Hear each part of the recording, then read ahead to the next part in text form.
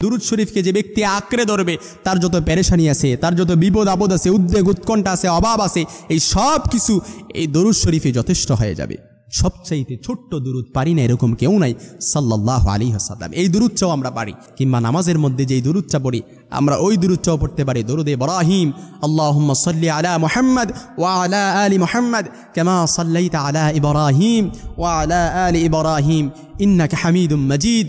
আল্লাহুম্মা বারিক আলা মুহাম্মদ ওয়া আলা আলি মুহাম্মদ কামা বারাকতা আলা ইব্রাহিম ওয়া আলা আলি ইব্রাহিম ইন্নাকা হামিদুম মাজিদ। বিশ্বনবী মুহাম্মদ সাল্লাল্লাহু আলাইহি ওয়াসাল্লাম বলেন, ইদান তুখফা হাম্মুক ওয়া তুগফার যামবুক, তোমার যত পেরেশানি আছে দূর করার জন্য এই দুরূদটাই যথেষ্ট হয়ে যাবে। শুধু দায় নয়, এবং গুনাহ মাফের জন্য ওই দুরূদটাই যথেষ্ট হয়ে যাবে। আপনি ছোট্ট দুরূদ সাল্লাল্লাহু আলাইহি ওয়াসাল্লাম পড়েন।